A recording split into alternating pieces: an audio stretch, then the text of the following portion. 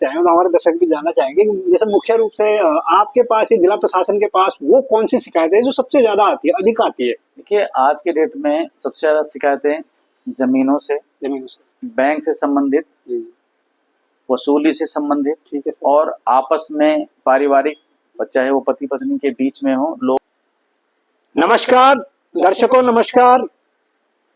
पहाड़ की दहाड़ में आप सभी दर्शकों का स्वागत है। और आज हमारे समक्ष देहरादून जिले के अपर जिलाधिकारी कृष्ण कुमार मिश्रा जी यहाँ पर मौजूद है। तो जितने भी दर्शक इस खबर को देख रहे हैं, खबर को शेयर करें। जो भी आपके मन में सवाल हो जिला प्रशासन को लेकर, कुछ अगर आपकी शिकायतें हैं तो वो भी आप जो है कमेंट के माध्यम से जो है हम हमारे सबक साझा कर सकते हैं हमारे चैनल के माध्यम से। तो सीधी बात करते हैं यहाँ पर एडीएम साहब से कि किस तरीके से जो है वो कार्य कर रहे हैं। जैसे कि आप जानते हैं कि अभी हाल ही में जो है उस बात पे भी चर्चा करते हैं कि हाल ही में राज्यपाल महोदय द्वारा, उत्तराखंड राज्यपाल महोदय द्वारा 9 अधिकारी कर्मचारियों को अच्छे कार्यों के लिए, आपदा में साझेदारा क्षेत्र में अच्छे कार्यों के लिए सम्मानित किया गया था, जिसमें से कि हमारे एडीएम साहब भी मौजूद हैं यहाँ पर। और उन्होंने भी अच्छा काम किया था, उनके पूरी टीम ने। तो सर, उसके लिए पहले तो आपको बहुत बहुत शुभकामनाएं, बधाई देना चाहेंगे। और पहाड़ की दहाड़ में स्वागत है एडीएम साहब, क्या कुछ कहना चाहेंगे आप? देखिए, आप लोग अवगत हैं कि उत्तराखंड एक हिमालयी राज्य है और इनका जो टोपोग्राफी है, टेरेन है, वो अंडुलेटेड है, पहाड़ भी है, आंशिक भाग मैदान भी है। बारिश में चाहे जल निकास हो, लैंडस्लाइडिंग हो, और भी जो हमारी बहुत सारी एक्टिविटी होने से हमारी जो नेचुरल ड्रेनेज है वो छिन्न भिन्न हो जाने से जल भराव और ऐसी आर्टिफिशियल कारणों से, चूंकि हमारा जो नेचुरल जल निकास वो ब्रेक हो गया है, तो उससे आपदा की स्थिति कारित होती है। और इस बार जैसा मौसम विभाग का भी था कि 100 वर्षों के अधिक जो है ऐसा था कि 100 वर्षों में ऐसी बारिश देहरादून में कभी नहीं हुई जैसा इस बार हुई। तो काफ़ी चैलेंज था कि अगर गांव में पानी भरा या लैंडस्लाइडिंग या क्लाउड बस्टिंग से कुछ लोगों की, बल्कि सितंबर में आपने देखा होगा कि आपदा आने से डेथ भी हुई थी, जो आप जिसमें सैधारा रोड के भी कुछ गांव थे वहाँ पे मालदेवता से ऊपर, और ऐसे ही बुटोली एक गाँव था जिसमें हमारी जिलाधिकारी के नेतृत्व में हमारी टीम भी, सब लोग वहाँ गए थे और उनका ग्रामीणों का संपर्क बहाल किया। तो ये चुनौती होती है, लेकिन उन पे रोड पहुँचाना और उनको ससमय, चूँकि रास्ते कट गए थे, भोजन देना, और गर्भवती महिलाएं थी उनकी व्यवस्था करना, या और हेल्थ के बहुत सारे इशू, स्कूल बंद हो गए और फसलें नष्ट हुई, उनका मुआवजा देना, जिनकी डेथ हुई उनको जो हमारे आपदा प्रबंधन अधिनियम में जो वैधानिक प्रोविजन है उनके तहत देना, ये सब काम किया गया। और किसी भी अधिकारी या किसी भी कार्मिक को जब उसके ससमय किए गए कार्य को, यद्यपि वो उनकी ड्यूटी है, लेकिन अगर त्वरित निष्पादन कोई करता है, रिस्पॉन्ड करता है और उसको किसी अथॉरिटी द्वारा सम्मानित किया जाता है, तो स्वाभाविक है उसका सम्मान बेसिकली इस बात में होता है कि उसको कार्य करने के प्रति वो और भी उत्साहित होता है, उसका मनोबल बढ़ता है। तो उसी परिणाम स्वरूप डीएम साहब ने हम लोगों को नॉमिनेट किया था, वो मिला।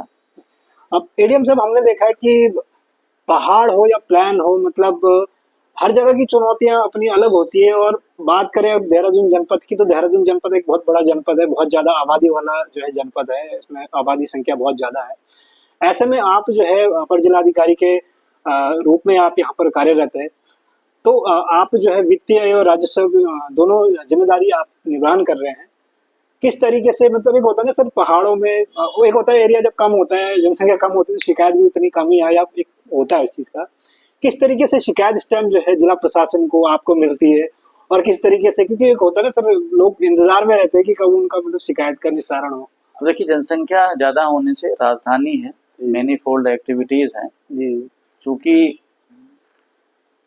अन्य प्रदेश से भी और उत्तराखंड प्रदेश से भी लोगों का आगमन यहाँ अधिकांश संख्या में है जी, तो स्वाभाविक चुनौतियां बढ़ी हैं जी, जमीन के अतिक्रमण के मामले और जमीनों से जुड़े बहुत सारे अन्य मामले, और इसके साथ साथ चूंकि मेटलिज्म बढ़ रहा है, डेवलपमेंट के कुछ अच्छे पहलू हैं तो कुछ उसके बुरे पहलू हैं। समाज में जो बहुत सारी चीज़ें ऐसे टूट रही हैं, बहुत सारी शिकायतें ऐसी आती हैं कि जिसमें बुजुर्ग कहते हैं कि मुझे घर से हमारे अपने ही ने निकाल दिया।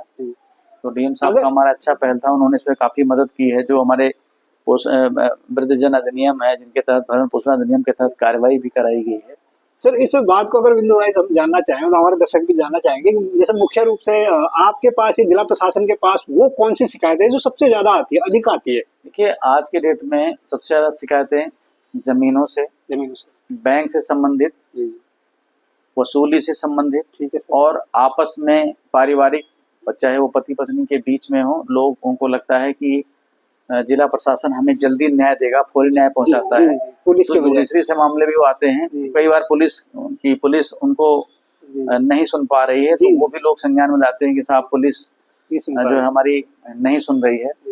और वृद्धों के मामले की वो अपने बच्चों से, अपने बहू से, सास अपने बहू से, बहू अपने सास से पीड़ित है, इस टाइप के घरेलू जो मामले आते हैं, तो हम लोग कंसर्न डिपार्टमेंट को रेफर करते हैं और काउंसलिंग भी करते हैं कि उनका समाधान कैसे हो सकता है। यहाँ पे हमारे पैरा लीगल वॉलंटियर भी रहते हैं जो DRSA के माध्यम से अपने इनकी समस्याओं का समाधान करते हैं।